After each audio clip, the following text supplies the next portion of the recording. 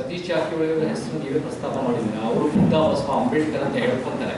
ಆದರೆ ಕೆಲವು ತಿಂಗಳ ಹಿಂದೆ ಅವರೇ ರಾಮ ಜನ್ಮಭೂಮಿ ಸಂದರ್ಭದ ಸಮಯದಲ್ಲಿ, ರಾಮ ಮಂದಿರ ಸಂದರ್ಭದ ಸಮಯದಲ್ಲಿ ನಮಗೆ ಒಂದು ವಾಲ್ಮೀಕಿ ಮಂದಿರನೂ ಬೇಕು ಅಂತ ಅವರು ಮಾತಾಡಿದರು.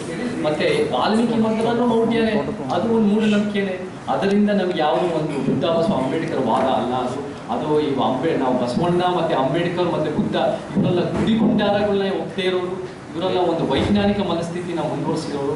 ಮತ್ತೆ ಅದು ಕೂಡ ನಮಗೆ ಚುನಾವಣೆಗೋಸ್ಕರ ಇವ್ರು ಯಾವ ಹಂತಕ್ಕೆ ಬೇಕಾದರೂ ಹೋಗ್ತಾರೆ ಅನ್ನೋದು ಹೇಳ್ತಾರೆ. ನಮಗೆ ಒಂದು ನ್ಯಾಚುರಲ್ ಪ್ರಾಸೆಸ್ನಲ್ಲಿ, ಒಂದು ಪೊಲಿಟಿಕಲ್ ನ್ಯಾಚುರಲ್ ಪ್ರಾಸೆಸ್ನಲ್ಲಿ ಯಾರು ಬೆಳಿಬೇಕು ಅಂದರೆ, ಯಾರು ನಿಷ್ಠಾವಂತ ಕಾರ್ಯಕರ್ತರು, ಯಾರು ಪ್ರಾಮಾಣಿಕವಾಗಿ ಪಕ್ಷಕ್ಕೋಸ್ಕರ ಒಂದು ನಿಸ್ವಾರ್ಥವಾಗಿ ಶ್ರಮಿಸ್ತಾರೋ, ಯಾರು ಒಂದು ಒಳ್ಳೆಯ ಹೆಸರು ಗಳಿಸ್ತಾರೋ, ಯಾರು ಪ್ರಾಮಾಣಿಕತೆ ಇರ್ತಾರೋ ಅವ್ರು ಬೆಳಿಬೇಕು.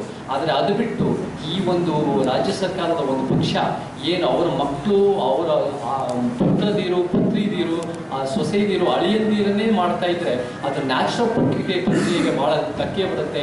ಈ ಪಕ್ಷಗಳು ಒಂದು ಸೆಲ್ಫ್ ಇಂಪ್ಲೋಷನ್ ಪ್ರಾಸೆಸ್ನಲ್ಲಿದ್ದಾರೆ. ಅವ್ರು ಒಳಸ್ಫೋಟಕ ಆಗಿ ಅವರನ್ನೇ ಅವ್ರು ಮುಚ್ಕೊಂಡು ಮಾಡ್ತಾ ಇದ್ದಾರೆ, ನ್ಯಾಚುರಲ್ ಪ್ರಾಸೆಸ್ಸನ್ನು ಮುಚ್ಕೊಂಡು ಮಾಡ್ತಾ ಇದ್ದಾರೆ. ಇದರಿಂದ ಪಕ್ಷಕ್ಕೂ ಒಳ್ಳೆಯದಲ್ಲ, ಆ ಒಂದು ನಮ್ಮ ರಾಜ್ಯಕ್ಕೂ ಒಳ್ಳೆಯದಲ್ಲ. ಅದು ಬಿಟ್ಟು ಇವರು ಯಾವ ಹಂತಕ್ಕೆ ಬೇಕಾದ್ರೂ ಗೆಲ್ಲಕ್ಕೋಸ್ಕರ ಇವರು ಯಾವ ಹಂತಕ್ಕೆ ಬೇಕಾದ್ರೂ ಹೋಗ್ತಾರೆ ಅನ್ನೋದು ನಮ್ಗೆ ಖಂಡಿತ ಗೊತ್ತಾಗುತ್ತೆ.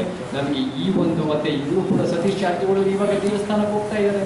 ಅವ್ರಿಗೇನು ತೋರಿಸುತ್ತೆ ಅಂದರೆ, ಅವರು ನಮ್ಮ ಸಿದ್ಧಾಂತ ಅವ್ರಿಗೆ ಒಳ್ಳೆಯ ವ್ಯಕ್ತಿ ಮತ್ತು ಒಳ್ಳೆಯ ಪ್ರಾಮಾಣಿಕತೆ ತೋರ್ಸೋಕೆ ಒಂದು ಸಿದ್ಧಾಂತ ಬೇಕು, ಗೆಲ್ಲಕ್ಕೆ ಮಾತ್ರ ದೇವಸ್ಥಾನ ಬೇಕು. ನೀವು ನಿಜವಾಗ್ಲೂ ನಮ್ಮ ಸಿದ್ಧಾಂತ ಬೇಕಿದ್ರೆ ನೀವು ಆ ಒಂದು ಪ್ರಾಮಾಣ್ಯದ ಪಕ್ಷ, ಮನುವಾದದ ಅವರ ರಾಜ್ಯ ಸರ್ಕಾರದ ಪಕ್ಷ ಆಗಿರ್ಬೋದು, ಒಂದು ಹಿಂದುತ್ವದ ಕೇಂದ್ರ ಸರ್ಕಾರದ ಪಕ್ಷಗಳಾಗಿರ್ಬೋದು, ಅದೆಲ್ಲ ಬಿಟ್ಟು ನಮ್ಮ ಜೊತೆ ಸಂಘಟನೆ ಮುಖಾಂತರ ನಮ್ಮ ಜೊತೆ ನಮ್ಮ ಅಲೆಮಾರಿಗಳು, ನಮ್ಮ ದಲಿತರು, ನಮ್ಮ ಆದಿವಾಸಿಗಳು, ನಮ್ಮ ಸಲಿಂಗ ಪ್ರೇಮಿಗಳು, ನಮ್ಮ ಟ್ರಾನ್ಸ್ಜೆಂಡರ್ಗಳು, ನಮ್ಮ ಮಹಿಳೆಯರು, ನಮ್ಮ ಅಲ್ಪಸಂಖ್ಯಾತರು, ಶೂದ್ರರು, ಶ್ರಮಜೀವಿಗಳು, ಕಾಯಕ ಜೀವಿಗಳು ಪರವಾಗಿ ನಿಂತ್ಕೊಂಡು ಒಂದು ಉತ್ತಮ ಸಮಾಜ ಕಟ್ಟಕ್ಕೆ ಬನ್ನಿ, ನೀವೇ ಲೀಡ್ ಮಾಡಿ.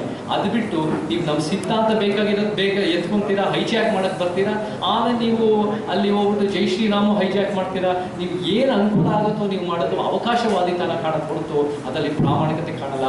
ಜನರಿಗೆ ಬೇಕಾಗಿದ್ದು ಒಂದು ವಿಶ್ವಾಸಾರ್ಹತೆ ಜನ ನಿರೀಕ್ಷೆ ಮಾಡ್ತಾರೆ, ಒಂದು ಪ್ರಾಮಾಣಿಕತೆ ಜನ ನಿರೀಕ್ಷೆ ಮಾಡ್ತಾರೆ. ಇವತ್ತಿನ ರಾಜಕೀಯ ವ್ಯವಸ್ಥೆಯಲ್ಲಿ ಯಾವ ಪ್ರಾಮಾಣಿಕರು ಕಾಣಲ್ಲ, ಅದು ಜನರಿಗೂ ಗೊತ್ತಾಗುತ್ತೆ. ಅದರ ತಕ್ಕಂತೆ ತೀರ್ಮಾನ ಕೊಡ್ತಾರೆ ಜನ ಅಂತ ಹೇಳೋದು ಇಷ್ಟ.